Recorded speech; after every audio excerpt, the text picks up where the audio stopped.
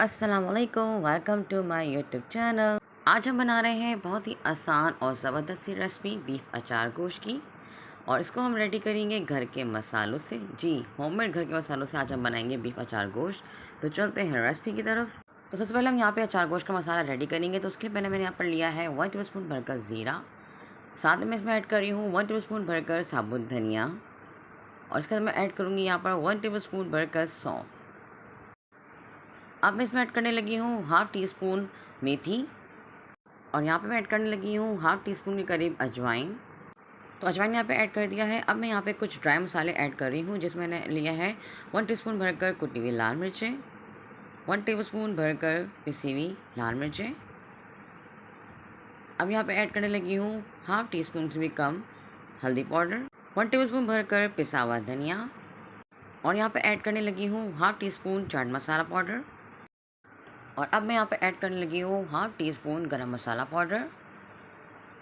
तो यहाँ पर जो है सारे मसाले को हम यहाँ पे मिक्स कर लेंगे। तो यहाँ पर जो है ये हमारा होममेड अचार गोश्त मसाला रेडी हो गया है। तो यहाँ पर ले लिया मैंने एक पतीले में ऑयल ऐड कर रही हूँ। और साथ ही मैंने यहाँ पर जो है ना ऐड कर दी है प्याज। तकरीबन ये 2 मैंने साइज़ की प्याज जिसको मैं स्लाइस में काट लिया था, और इसको यहाँ पर मैंने ऐड कर दिया है। और अब मैं करूँगी इसको फ्राई ऑयल में। और हमने प्याज को इतना फ्राई करना है कि यहाँ पे ये गोल्डन ब्राउन हो जाए। तो जनाब यहाँ पे गोल्डन ब्राउन हो गई है प्याज। तो अब मैंने इसमें ऐड कर दिया है तकरीबन आधा किलो बीफ का गोश्त। तो जनाब अब हम करेंगे यहाँ पे इसकी भुनाई, ताकि गोश्त की जो स्मेल है ना वो अच्छे से निकल जाए, इसकी अच्छे से भुनाई हो जाए। और देखिए यहाँ पे जो है ना इसकी अच्छी से बुनाई हो गई है, और इसका आप देख सकते हैं कलर भी बीफ का चेंज हो गया है। तो यहाँ पे मैंने बीफ का बना रही हूँ, तो मैंने बीफ का गोश्त लिया। आप चाहें तो यहाँ पर मटन भी ऐड कर सकते हैं।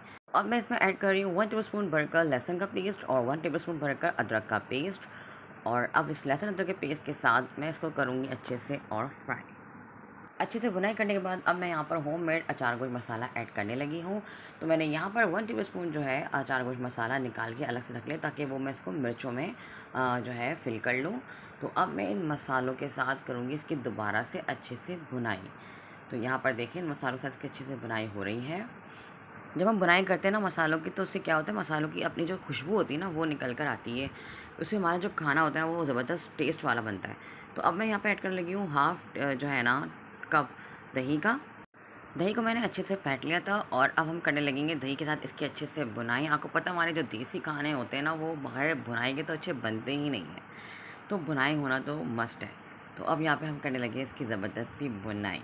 और जब बुनाई इसकी हो जाएगी तो फिर हम नेक्स्ट जो है आपको स्टेप बताएंगे। तो जनाब यहाँ पे देखिए बुनाई अच्छे से हो गई है। तो अब मैंने यहाँ पर जो है पानी ऐड कर दिया है। पानी हम इतना ऐड करेंगे कि हमारा जो गोश्त है वो अच्छे से गल जाए, ठीक है, टेंडर हो जाए। और अब मैं इसको यहाँ पे कवर कर दूँगी। कवर करके हम इसको तकरीबन जो है 30 टू 40 मिनट्स के लिए इसको हम कुक करेंगे। तो यहाँ पे देख के तकरीबन 40 मिनट्स के बाद मैं जब चेक किया तो गोश्त जो है हमारा यहाँ पर टेंडर हो गया था, अच्छे से गल गया था।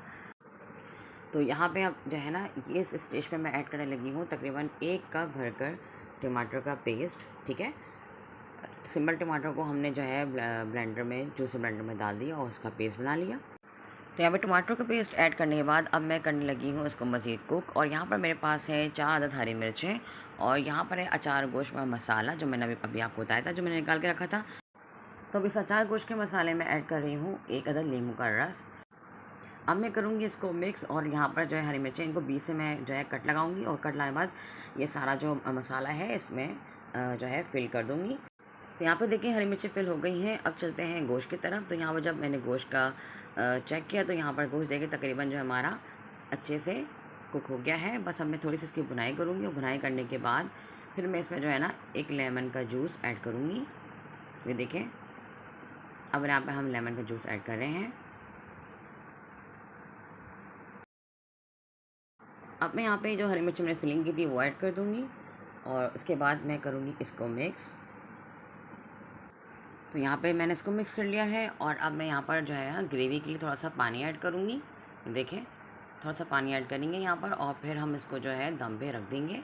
और देखिए हमारा ये चार गोश्त जो है बस रेडी हो जाएगा। दम पे आने के बाद मैं आपको दिखाऊँगी इसकी फ़ाइनल लुक। तो ये रही हमारी बीफ अचार गोश्त की फ़ाइनल लुक। मैंने यहाँ पर जो है ऊपर से गार्निशिंग की है हरा धनिया की कट करके, तो आप भी कर लीजिएगा। अगर आपको पसंद हो तो ठीक है, नहीं तो फिर आप इसको स्किप कर दीजिएगा। और अब हम इसको जो है ना सर्व करेंगे नान के साथ। तो बहुत ही ज़बरदस्त जो है ना ये हमारी रेसिपी तैयार हुई है और बहुत ही आसान, घर के मसालों से हमने इतना ज़बरदस्त जो है ना ये बीफ अचार गोश्त घर में बना लिया कि अगर आपके मेहमान खाएंगे तो वो ये यकीन नहीं कर पाएंगे कि आपने घर पे ही बनाया।